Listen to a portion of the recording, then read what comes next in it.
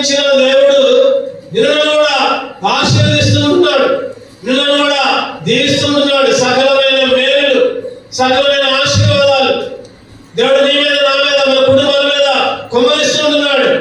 ఈరోజు దేవుని ఎందుకు ఆరాధించాలి, దేవుని ఎందుకు స్తుతించాలి, దేవుని ఎందుకు గణపరచాలంటే మనల్ని, మన కుటుంబాలని, మన బిడ్డల్ని, మన పనుల్ని దేవుడు ఆశీర్వదిస్తూ ఉంటున్నాడు.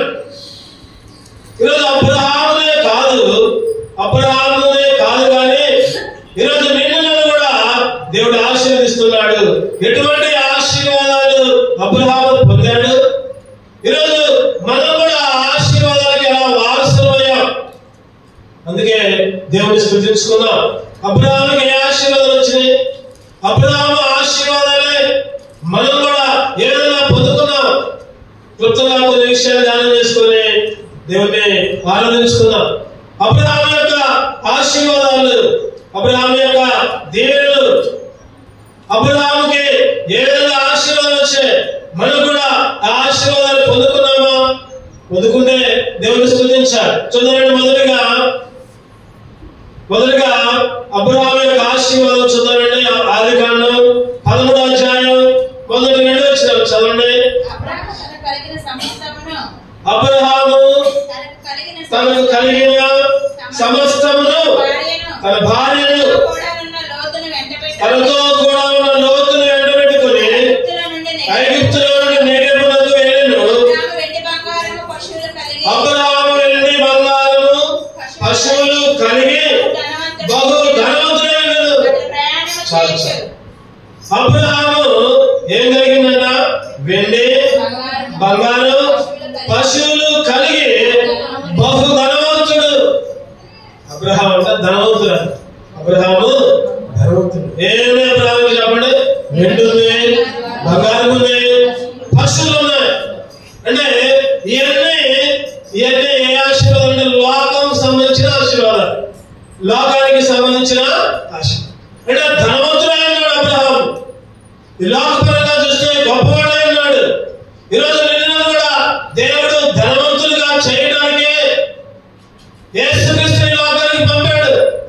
ధనవంతుడైన యేసుక్రీస్తు నిన్ను ధనవంతులుగా చేయడానికి ఆయన ధనాన్ని, లేకపోతే ఆయన సంపదని నీకు నాకు అనుగ్రహించడానికి ఆ ధనవంతుడైన యేసుక్రీస్తు దరిద్రుడయ్యాడు. చూద్దామండి, 2 కొరింథీ 8వ అధ్యాయం 9వ వచనం. 2 కొరింథీ 8:9 మీరు మన ప్రభు అయిన యేసుక్రీస్తు కృపను ఎరుగుదురు కదా. ఆయన ధనవంతుడై మీరు తన దారిద్ర్యము వలన ధనవంతులు కావాలని మీ నిమిత్తము దరిద్రుడాయను. చెప్పండి, మనమంట ధనవంతులు కావాలని ఆయన మన కొరకు దరిద్రుడయ్యాడు. అబ్రహాముకి దేవుడు ధనాన్ని ఇచ్చాడు, బంగారం ఇచ్చాడు, వెండి ఇచ్చాడు, పశువులు ఇచ్చాడు, సంపదంతా ఇచ్చాడు, పొలాలు ఇచ్చాడు, ధనవంతులుగా ఇచ్చాడు. అదే ఆశీర్వాదాలు దేవుడు నీకు నాకు కూడా కుమరించాడు. ఎట్లా అంటే యేసుక్రీస్తుకున్న ధనం మొత్తం, యేసుక్రీస్తు ధనవంతుడైంది కూడా ఇక్కడ చక్కగా రాయబడింది. ఆయన ధనవంతుడైంది మీరు తన దారిద్ర్యం వల్ల ధనవంతులు కావాలని మీ నిమిత్తము దరిద్రుడు అయ్యాడు. ఈరోజు నిన్ను కూడా దేవుడు ధనవంతులుగా చేశాడు, రక్షణ ఇచ్చాడు, మారుమనసు ఇచ్చాడు, బాప్తిస్మం ఇచ్చాడు, ఆయన సన్నిధి ఇచ్చాడు, ఆయన మందిరం ఇచ్చాడు, ఆయన పరలోక రాజ్యాన్ని ఇచ్చాడు. చెప్పండి, ఎంతకంటే ధనం ఏమనుందా? ఎంతకంటే ధనం ఏమనుందా? ఈ లోకంలో కొన్ని కోట్లు వచ్చిన పరలోక రాజ్యాన్ని స్వతంత్రించుకోలేదు. ఉన్న ఆస్తి మొత్తం ఇచ్చిన కూడా పరలోక రాజ్యం సొంతం కాదు. ఈ పరలోక రాజ్యం ఎవరైతే యేసుక్రీస్తుని నమ్ముకుంటారు, ఎవరైతే రక్షకుడిగా అంగీకరిస్తారు, ఎవరైతే పాపాలు ఒప్పుకుంటారు, ఎవరైతే లోకాన్ని పక్కన పెడతారు, ఎవరైతే బాప్తిస్మం తీసుకుంటారో, ఇక్కడ బైబిల్ ఉంటుంది, నమ్మి బాప్తిస్మం తీసుకున్నవాడు రక్షింపబడదు, లేకపోతే శిక్ష. నువ్వెంతో ధనవంతులైనా, నీకెంతో ఆస్తి ఉన్నా, లేకపోతే నీకేమైనా మేడ మీద ఉన్నా, పొలాలున్నా, బంగారం ఉన్నా, యేసుక్రీస్తుని నమ్ముకోకపోతే చెప్పండి నరకమే, అగ్నిగుణమే, శిక్ష తప్పదు. ఈరోజు ఒకప్పుడు అయితే నువ్వు నేను అనుకున్నా కదా, ఈ లోకంలో ఆస్తుంటే చాలే, ఇల్లుంటే చాలే, లేకపోతే బంగారం ఉంటే చాలే, చిన్న ఉద్యోగం ఉంటే చాలే అనుకున్నాం. కానీ దేవుడైతే అంతకంటే ఎక్కువగా గొప్పగా రక్షణ ఇచ్చాడు. లోకపరంగా పేదవాళ్ళు కావచ్చు, లోకపరంగా తినడానికి తిండి లేకపోవచ్చు, కొంతమందికి లోకపరంగా ఉండడానికి ఇల్లు లేకపోవచ్చు. కానీ యేసుక్రీస్తుని అంగీకరిస్తే చెప్పండి అందరికంటే ధనవంతుడు. ఈరోజు దేవుడు నిన్ను ధనవంతుడుగా చేస్తాడు. అందుకే ఆరాధించాలి, అందుకనే దేవుని స్తుతించాలి, అందుకనే దేవుని ఆరాధించాలి. అందుకని చక్కటి పాట ఉంటుంది ఒకటి, ఏంటంటే అది మనల్లాను ధనవంతులుగా చేయను దారిద్రుడాయను మన ప్రభు, మనల్లాను ధనవంతులుగా చేయను దారిద్రుడాయను మన ప్రభు, రక్తము కార్చి పాపులకై అంగీకరించు శ్రీ యేసుని, రక్తము కార్చి పాపులకై అంగీకరించు శ్రీ యేసుని, చూడుము ఈ క్షణమే కల్వారి ప్రేమ ప్రభువునికై నిలుచుండెను, గొప్ప రక్షణ నిర్వా శ్రీ యేసుడు, సిలువలో వేలాడుచున్నాడుగా, సిలువలో ఆయన గొప్ప రక్షణ ఇవ్వడానికి, మనల్ని ధనవంతులుగా చేయడానికి ఈ లోకంలో సిలువలో బలయ్యాడు. కలవరి సిలువ రక్తము కార్చాడు. ఆ రక్తంలో మనం ప్రతి పాపాన్ని కడిగి మనకున్న దరిద్రతను తీసివేసి చెప్పండి ధనవంతులుగా చేశాడు. అందుకే దేవుడు స్తుతించాడు. ప్రభా ఆ రోజు అబ్రాహాములే కాదు నాయన, ప్రభా నన్ను కూడా ధనవంతులుగా చేశావు, నీ రక్షణ ఇచ్చావు, నీ మందిరాన్ని ఇచ్చావు, రక్షణ మార్గం బాప్తిస్మాలు ఇచ్చావు, ధనవంతులుగా చేశావు, పరలోకంలో నేను ధనవంతులుగా ఉండే కల్పించావు. అందుకే నిన్ను ఆరాధిస్తున్నా. రెండోగా చూద్దామండి, రెండోదిగా ఆదికాండం 15వ అధ్యాయం 6వ వచనం. ఆదికాండం 15:6 అతడు యెహోవాను నమ్మెను, ఆయన అది అతనికి నీతిగా ఎంచబడెను.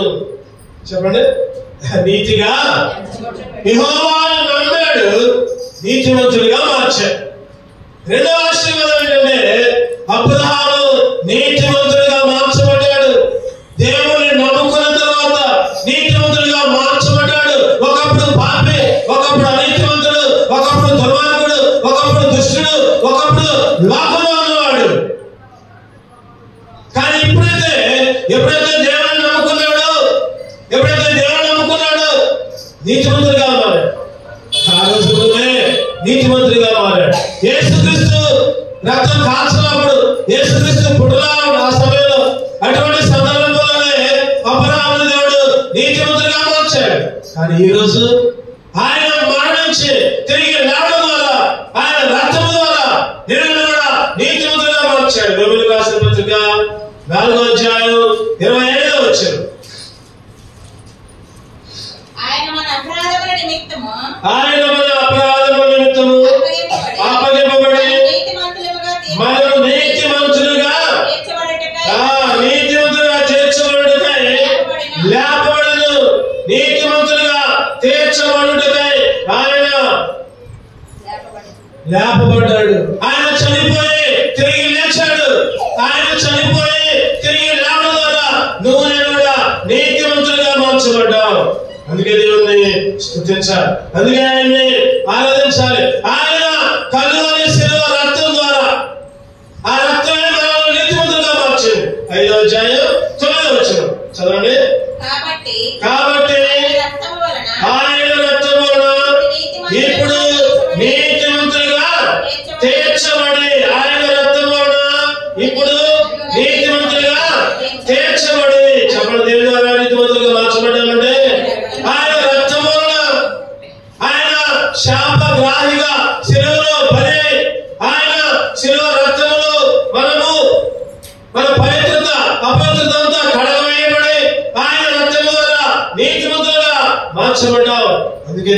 స్తుతించాలి. ప్రభా నీ రక్తము ద్వారా మాత్రమే, ప్రభా నీ మరణించి తిరిగి లేవడం ద్వారా మాత్రమే.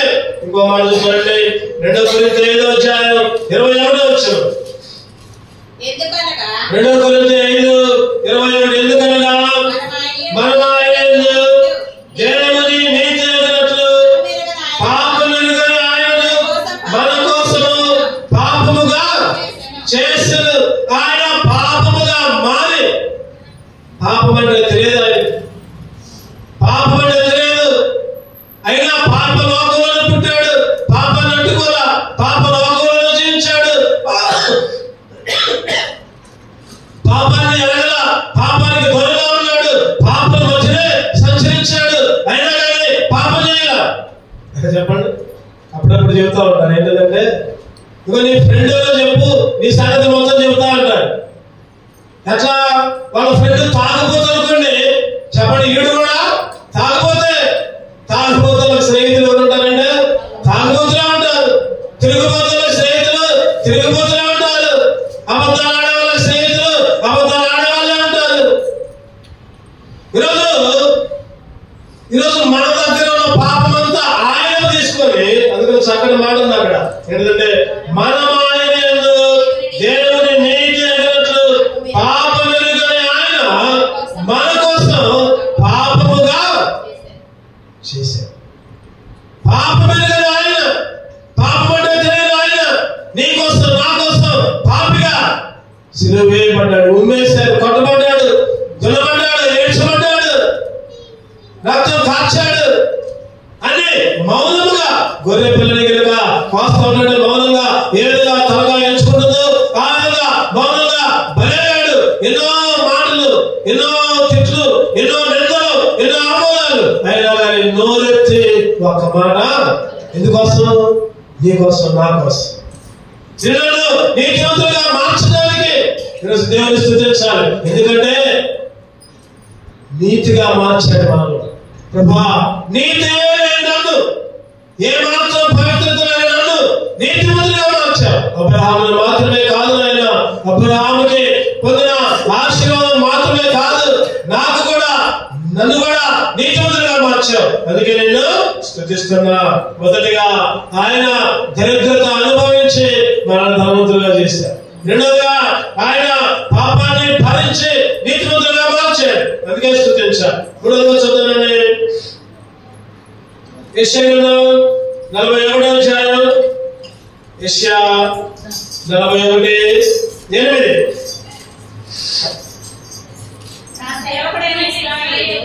యెషయా 41:8. నా సేవకుడైన ఇశ్రాయేలు, నేను ఏర్పరచుకున్న యాకోబు, నా స్నేహితుడైన అబ్రహాము సంతానమా. చాలు. ఏముంది అబ్రహాము గురించి అక్కడ? చెప్పండి, ఏముంది? నా స్నేహితుడైన అబ్రహాము అంటే దేవుడు అబ్రహాముని ఒక స్నేహితుడిగా ఎంచుకున్నాడు. ఒక ఫ్రెండ్, స్నేహితుడు. ఒకటోదేమో చెప్పండి, ధనవంతుడిగా చేశాడు అబ్రహాముని. రెండోదేమో నీతిమంతుడిగా మార్చాడు. మూడోదేమో స్నేహితుడిగా. స్నేహితుడు ఎవరికి? చెప్పండి, ఎవరికి స్నేహితుడు? దేవుడికి. ఈ లోకంలో ఒక ఎమ్మెల్యేకి స్నేహితుడిగా ఉన్నామంటే, అబ్బా నాకు ఎమ్మెల్యే ఫ్రెండ్ అంటారు. లేదా ఒక మంత్రి లేదా ముఖ్యమంత్రికి స్నేహితుడే, ఎంతో గొప్పగా చెప్పుకున్నాము. కానీ దేవుడు ఆకాశ మహాకాశములను సృష్టించిన ఆ దేవుడికి స్నేహితుడు అంటే అబ్రహాము. బైబిల్ దగ్గర 3 సందర్భాల్లో రాయబడుతుంది, నా స్నేహితుడైన అబ్రహాము అని. అబ్రహాముని స్నేహితుడిగా ఎంచుకున్నాడు దేవుడు. అందుకనే స్నేహితుడికి అన్ని చెప్తారు, స్నేహితుడికి అన్ని చెప్తారు. ఎవరిస్తైనా ఆ పిల్లలు చదువుకునేటప్పుడు తల్లికి చెప్పరు, తండ్రికి ప్రాణదాములకు చెప్పరు. ఎవరికి చెప్తారు చెప్పండి? ఫ్రెండ్స్ కి మాత్రం అన్ని చెబుతారు. ఫ్రెండ్స్ కి సీక్రెట్లు అన్ని చెబుతారు. అప్పుడప్పుడు ఆ ఫ్రెండ్స్ కొన్నిసార్లు హత్య చేస్తే, ఎవరైనా చనిపోతే వాళ్ళ బదులు వాళ్ళ ఫ్రెండ్స్ ని విచారిస్తారు. ఎట్లా చనిపోయారు, ఊరేసుకున్నారా, చంపారా, ఏంటి ఆయన పరిస్థితి, ఏంటి ఆయన మీద బాయ్ ఫ్రెండ్లు ఉన్నారా, బాయ్ ఫ్రెండ్ల గురించి కూడా చెప్పుకుంటారు, గర్ల్ ఫ్రెండ్స్ గురించి కూడా చెప్పుకుంటారు పిల్లలు. అంటే స్నేహితులు నమ్ముతారు. దేవుడు కూడా స్నేహితుడు నమ్ముతాడు, అబ్రహాము నమ్ముతాడు. అలాగే సొదొమ గొమొర్రాలని నాశనం చేసినప్పుడు అంటాడు కదా దేవుడు, నా సేవకుడైన అబ్రహాముకి, నా స్నేహితుడైన అబ్రహాముకి ఈ సంగతి రాస్తానా, నేను ఈ సంగతి చెప్పకుండా ఉంటానా? చెప్తా. సొదొమ గొమొర్రా నాశనం గురించి చెప్తా. చెప్పకల్లా నాశనం చేయొచ్చు. అయినా కానీ దేవుడు ఒక మాట అంటాడు. అక్కడ చూద్దామండి, ఎక్కడంటే ఆ మాట? ఆదికాండం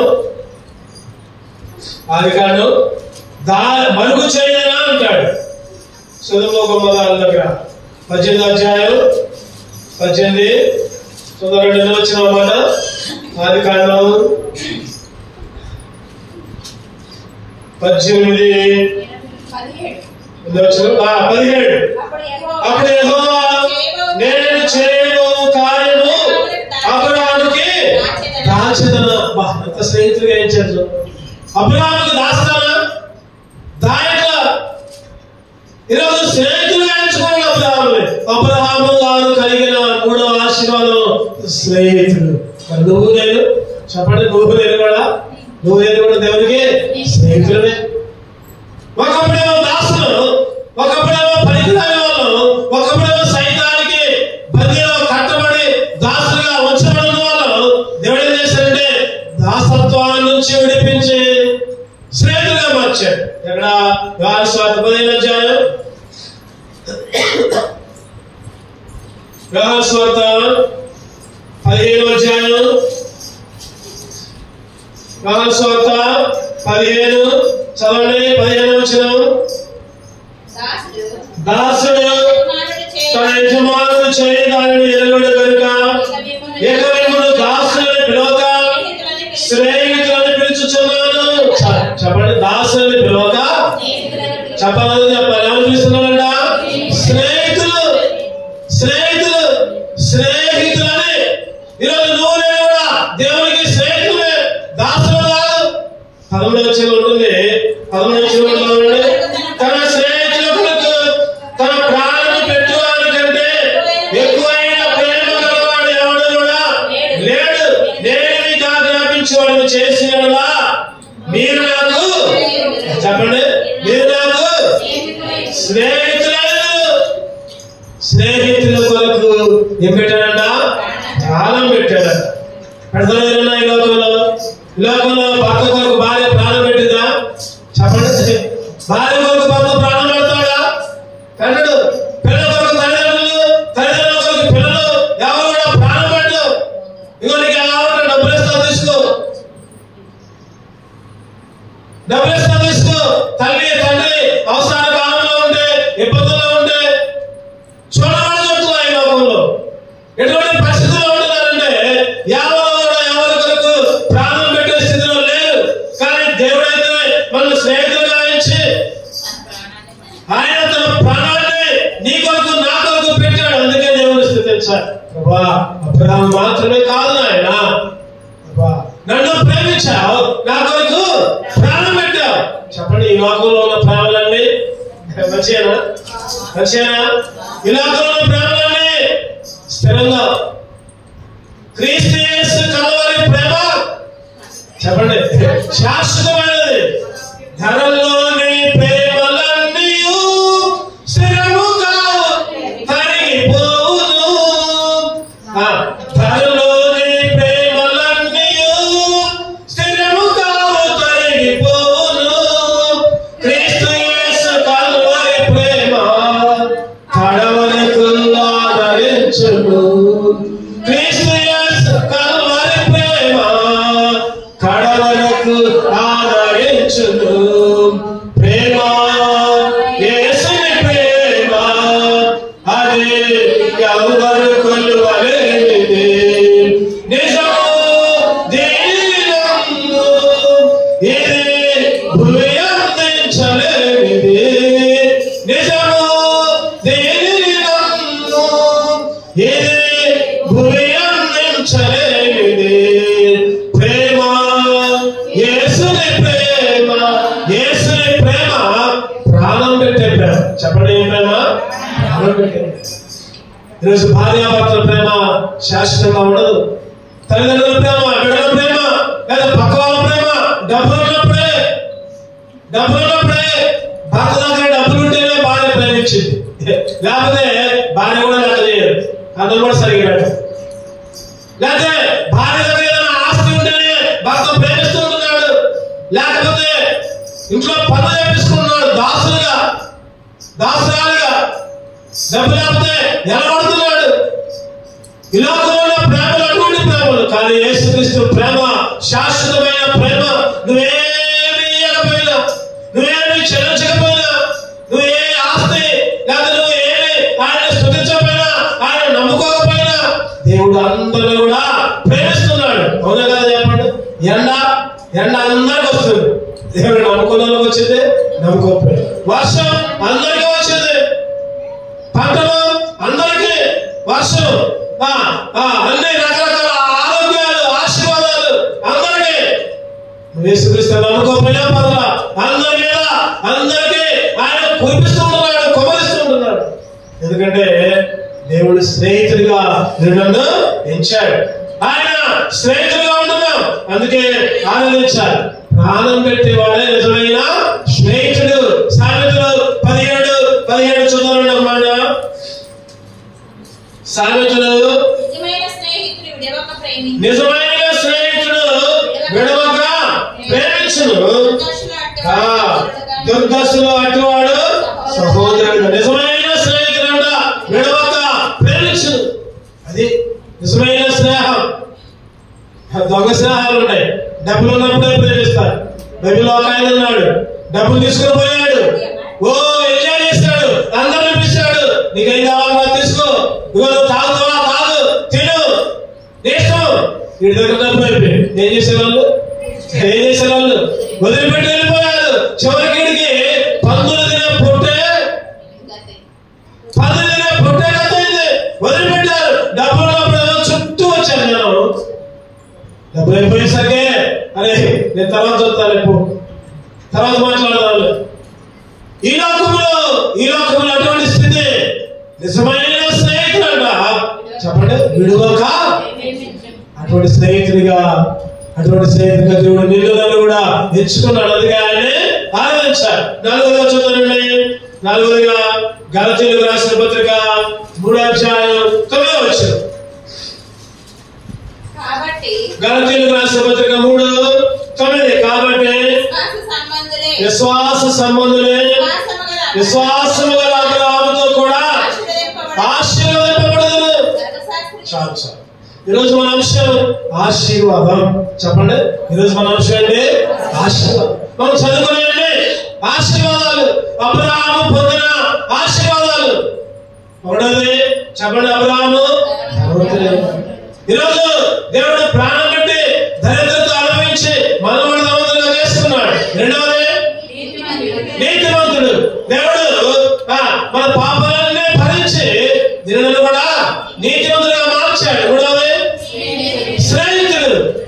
యేసుక్రీస్తు ప్రాణం పెట్టి నిన్ను కూడా స్నేహితులుగా తెలుసుకున్నాడు. 4వగా చూద్దామండి, విశ్వాస సంబంధులు. ఈరోజు నిన్ను నన్ను కూడా దేవుడు విశ్వాసంలోకి నడిపించాడు. ఆ రోజు అబ్రహాము గారు మాత్రమే కాదు, అబ్రహాము ఒక పేరు ఏంటిది? ఆ పేరు విశ్వాసులకు తండ్రి. విశ్వాసులకు తండ్రి. ఈరోజు నిన్ను కూడా విశ్వాసంలోకి నడిపించాడు. అబ్రహాము మాత్రమే కాదు విశ్వాసిగా, ఈరోజు నిన్ను కూడా విశ్వాసంలో బలపరిచాడు. ఆ రోజు చెట్టెక్కి చూశాడు యేసుక్రీస్తుని.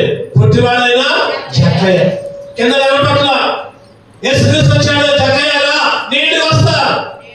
ఎప్పుడైతే ఇంటికి వచ్చాడు అన్ని పంచిపెట్టాడు, పాపను వదిలిపెట్టాడు, క్షమించమని అడిగాడు, పశ్చాత్తాపడ్డాడు, చెడ్డ జీవితాన్ని మార్చుకున్నాడు. అప్పుడు అంటున్నాడు కదా యేసుక్రీస్తు, ఇతరులు అబ్రహాము. ఈరోజు నేను కూడా అబ్రహాము కుమారుడుగా, ఒకప్పుడు జక్కయ్య లాంటి వాళ్ళు, ఒకప్పుడు రాహాబు లాంటి వాళ్ళు, ఒకప్పుడు దేవునికి దూరంగా ఉన్న వాళ్ళు, కానీ ఇప్పుడైతే కుమారులుగా విశ్వాసులుగా అబ్రహాము అంట విశ్వాసిగా ఉన్నాడు. నిరీక్షణ లేని సమయంలోనే అసలు అబ్రహాముకి ఎందుకు విశ్వాసం వచ్చింది? ఎందుకు నిరీక్షణ వచ్చింది? అబ్రహాము తాత, అబ్రహాము తండ్రి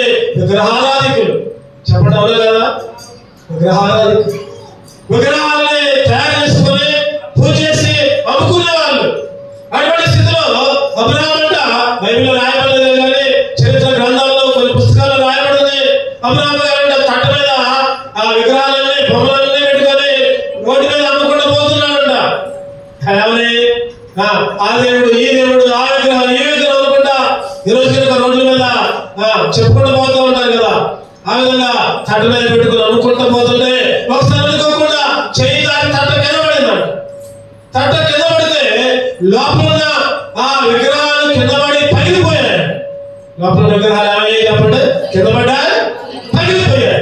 అప్పుడు ఆలోచన మొదలైందంట, అరే ఏంటి నేను ఇప్పుడు దాకా దేవుళ్ళు దేవుళ్ళని అమ్ముతున్నా కదా, ఇదే కింద పడకుండా పడిపోయింది, పగిలిపోయింది, విరిగిపోయింది. అసలు దేవుడు అంటే పగుతాడా? అసలు దేవుడు అంటే విరిగిపోతాడా? ఏంటిది?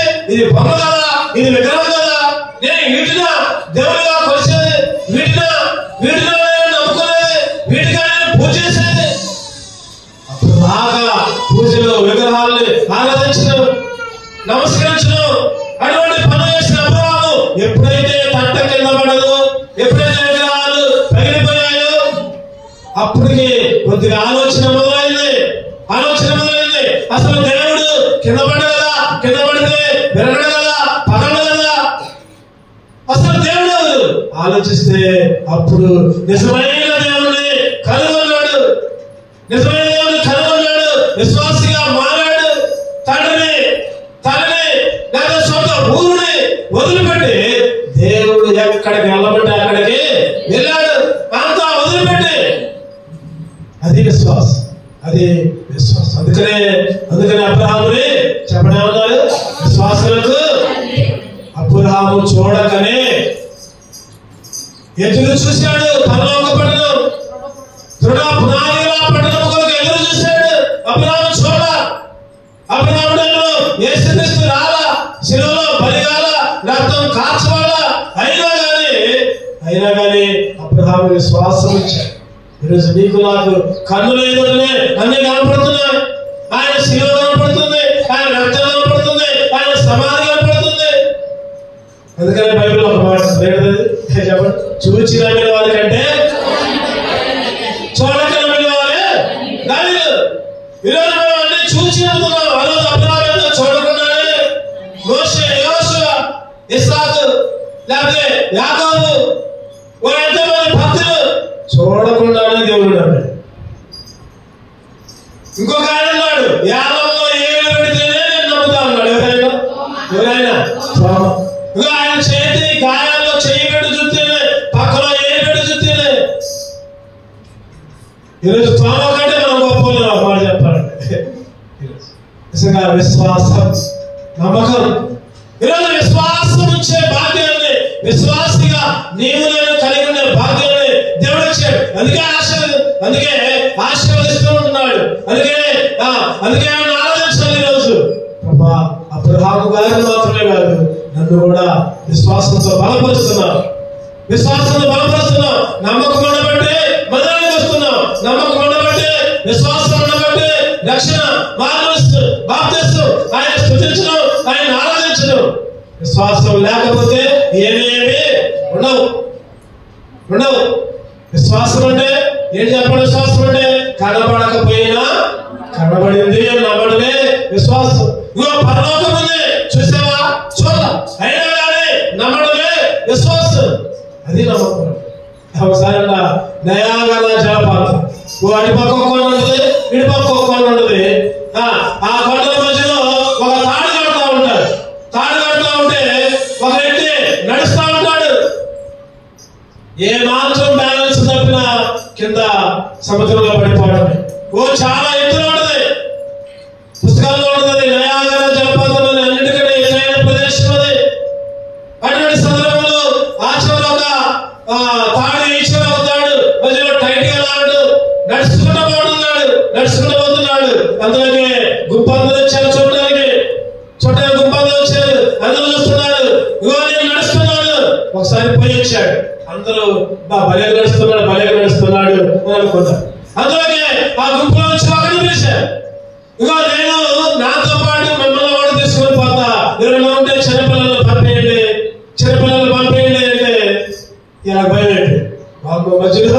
మధ్యలో వాడిపోతే పోయింది కానీ మా అబ్బాయి చచ్చిపోతానులే. ఎవరు పంపేట్లా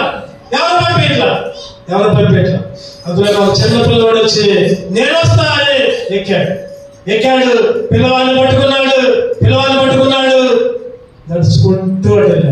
ఏ మాత్రం బ్యాలెన్స్ తప్పినా ఏమైతే చెప్పండి, కింద పడిపోవడమే, చనిపోవడమే. ఎప్పుడప్పుడు మనం సర్కస్ లో కూడా చూస్తా ఉంటాం.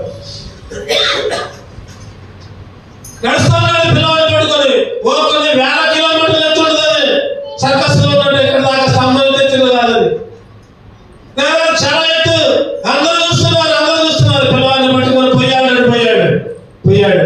మళ్ళీ వస్తున్నాడు, మళ్ళీ వచ్చాడు. అందరూ చప్పట్లు కొట్టారు. అబ్బా భలేగా నడిచావు. పిల్లవాడిని అడిగాడు, అరే నీకు భయం అనిపించలేదా? నువ్వు ఎంత ధైర్యంగా పోయి ఎక్కావా? చేతుల్లో పడాలా అంటే ఆ పిల్లవాడు అంటున్నాడు, నాకు ధైర్యం ఎక్కువ. ఎందుకంటే ఆయన మా నాన్న. ఆయన చెప్పండి, ఏమన్నాడు చెప్పండి? మా నాన్న మీద నాకు నమ్మకం ఎక్కువ. మా నాన్న ఒకవేళ నేను పడిపోతే చనిపోయే పరిస్థితిలో ఉన్నా మా నాన్న నా కొరకు ప్రాణం పెట్టి నన్ను బతికిస్తాడు. అది నమ్మకం, అదే విశ్వాసం. ఈరోజు నువ్వు నేను కూడా అటువంటి విశ్వాసం కలిగి ఉండాలి.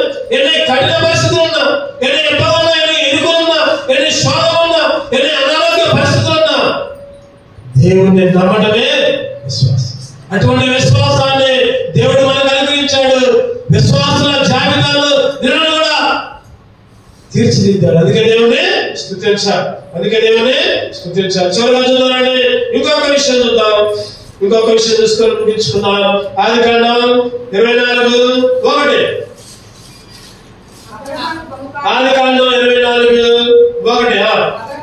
అబ్రహాము బహుకాలము గడిచిన వృద్ధుడైనను అన్ని విషయములలో యెహోవా అబ్రహామును చెప్పండి. ఏ విషయాల్లో? అన్ని ఏంటే ఆరోగ్యంలో, ఇంకా పనుల్లో, ఇంకా సంతానంలో, ఇంకా పశు విషయాల్లో, ఇంకా పొలాలలో ఏది తక్కువ లేదు. అన్ని విషయాల్లో దేవుడు నిన్ను కూడా అన్ని విషయాల్లో ఆశీర్వదిస్తూ ఉంటున్నాడు. ఏ విషయంలో కూడా తక్కువ చేయాల. ఒకవేళ తక్కువ అయ్యింది అంటే అర్థం ఏంటంటే మనం దేవుని మీద ఆధారపడట్లేదు అర్థం. ఆయన వారసులుగా అబ్రహాము యొక్క వారసత్వాన్ని, అందుకని ఒక మాట ఉంటుంది చూడండి, గలతీ 3 గలతీయులకు రాసిన పత్రిక, అపోస్తలుడైన పౌలు గలతీయులకు రాసిన పత్రిక 3వ అధ్యాయం 29. గలతీ 3:29. మీరు క్రీస్తు సంబంధులైతే ఆ పక్షమందు అబ్రహాము యొక్క సంతానమైనది వాగ్దాన ప్రకారము వారసులైనారు. చెప్పండి, ఏంటన్నా? అబ్రహాము యొక్క సంతానమైంది. ఎవరు సంతానమైన? అబ్రహాము యొక్క సంతానమైంది. వాగ్దాన ప్రకారం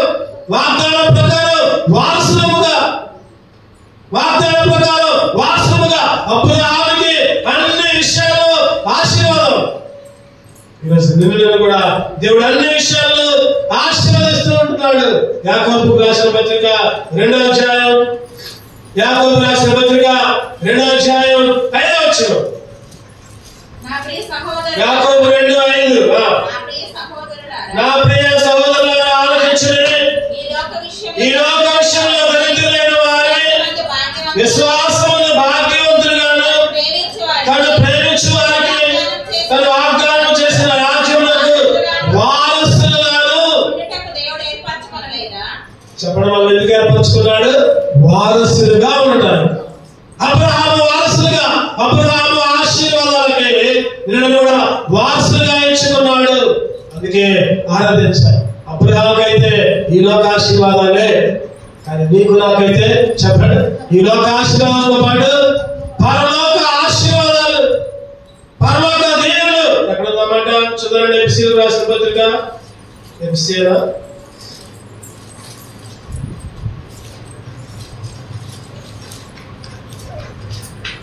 పరలోక ఆశీర్వాదాలు 1వ అధ్యాయం 3వ వచనం చదవండి.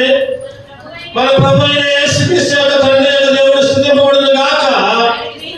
ఆయన క్రీస్తునందు పరలోక విషయంలో ఆత్మ సంబంధమైన ప్రతి ఆశీర్వాదం, ఆత్మ సంబంధమైన చెప్పండి.